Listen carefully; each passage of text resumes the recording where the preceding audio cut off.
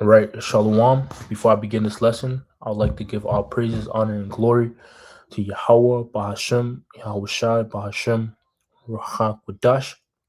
I'd like to say double honors to my teachers, the men whom I've learned this truth from, the apostles, bishops, and elders of Great Millstone.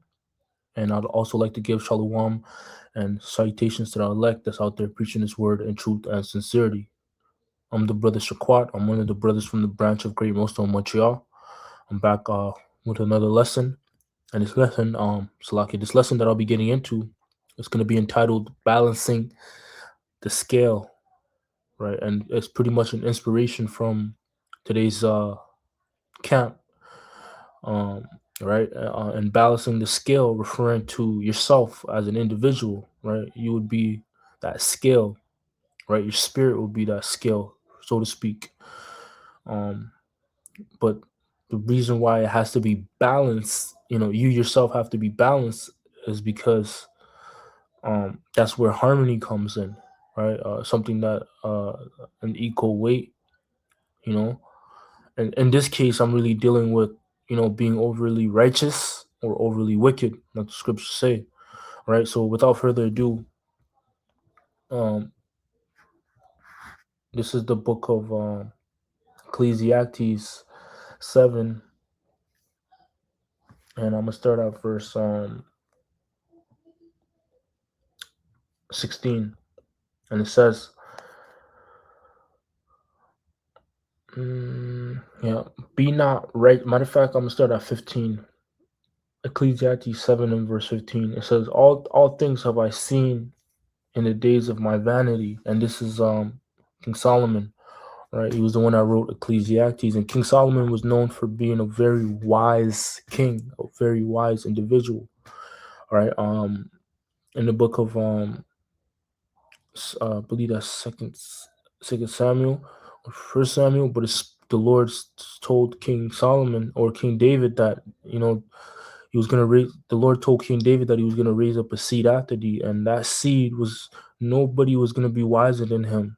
Nobody that in the past or nobody in the future, right? And that was talking about King Solomon, right?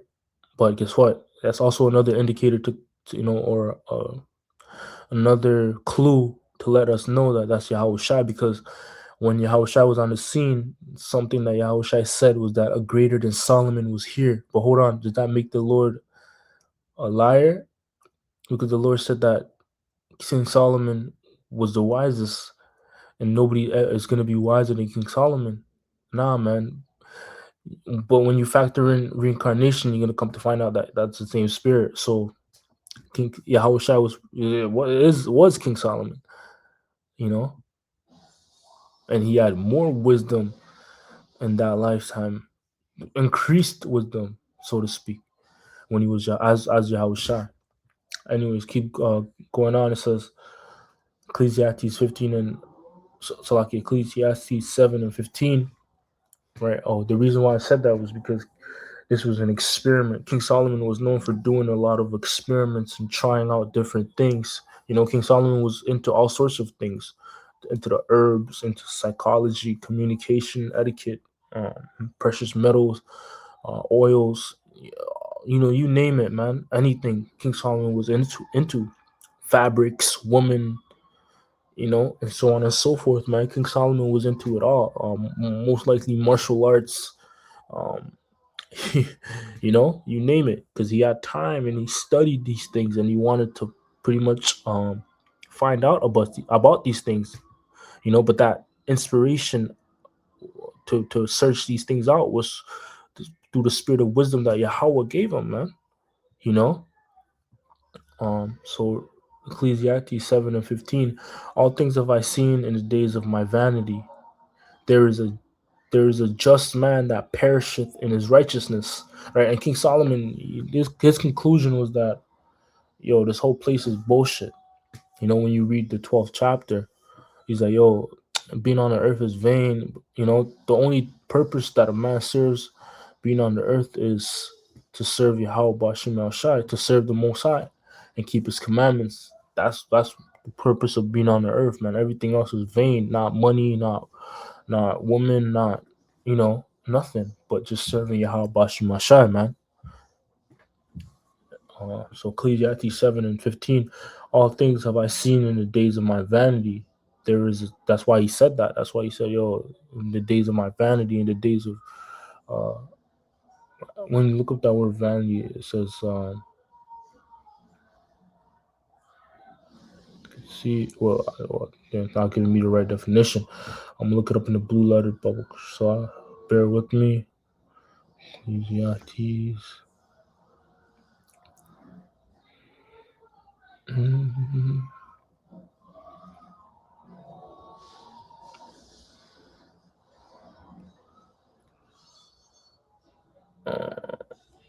Says act of empathy to become vain. Right, there we go. To be utterly vain in the days of his being vain, in the days of his vainness, so to speak, and vain, conceited, uh, pointless. There we go. Futile. Right, to no purpose. There we go. That's what vanity is in the days of his no purposeness being on the earth. Right. That's what he referred being on the earth as, vain, or him living his life at that time. It says, "There's a just man that perisheth in his righteousness." It's a righteous man, a just man, a perfect man that dies in his righteousness. And there is a wicked man that prolongeth his life in his wickedness. But you have just people, or that's what you have that saying in the world, the good die young, or that's what he was pretty much saying. He's like the righteous, they die, they die, but the wicked, their days get extended, man. And but they're being wicked, so it's upside down. It's not right. That's what he's pretty much saying. That's why he referred to it as vanity, right? Because it shouldn't be like that. It's supposed to be the other way around. The righteous is supposed to live longer. His days are supposed to be extended because he's doing the right thing. But the wicked, they're supposed to be dead right away because they're doing the wrong thing, right? That's why he called it vanity. Verse 16, it says, "Be not righteous over much, neither make thyself wise." It's like it, neither make thyself over wise. Why shouldest thou destroy thyself? Be not over much wicked, neither be thou foolish. Why shouldest thou die before thy time? Right. So King Solomon here is giving us, you know, uh, game, right? Especially in this age, man. For us to not be overly righteous, not try to be not being super perfect, right? Because that's what the Lord doesn't desire us to be super perfect in terms of the law, right? You being perfect in the law, you keeping each and every law to the T. Nah, the Lord doesn't require that. The Lord requires obedience. Obedience is better than sacrifice. That's what the scriptures say. Oh, yeah, obedience is better than sacrifice, right? Being obedient is better than keeping the law, basically. Why? Because sacrifice is a part of the law. You offering up a burnt, that's a part of the law, right? But for you to be obedient to Yahweh Ba'ashim Yahushai, that's better than you keeping each and every law, man, to the T. Which we can't really do that, you know.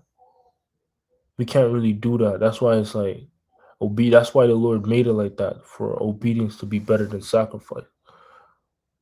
And also the sacrifice, you can finesse that, man. Like some Israelites were doing. They finessed the sacrifice. They pretty much prepared the sacrifice before they went to sin. So that wasn't sincere. But if you're obedient, you're sincere, man. You know, right? But King Solomon is saying here that don't be too overly righteous, knowing that it's damn near impossible to be righteous in this society, in this age. And if you try to be super righteous, man, that you're gonna destroy yourself. You're gonna hurt yourself. If you keep the Sabbath exactly, if you take off each and every Sabbath from your works. Your bosses are gonna question you. Why you always, you know? But some jobs they might have it where, yeah, you could take each and every day off. Then there's nothing wrong with that, right? Um, but guess what? Don't kill yourself trying to be super super duper perfect. But there's a level of perfection that you still need to measure up to, right? And be not wicked over much, you know. Neither be thou foolish. Why shouldest thou die before thy time? Right. So don't be super wicked either. Just because you have leeway to do particular things, right? You have a leeway to drink. You have a leeway to be with your girl as much as you want, but don't abuse those things. Don't overdo those things. Understand the balance in those things. Understand how to tip the scale to the perfect balance so that it's not leaning too much on one side or the other, right?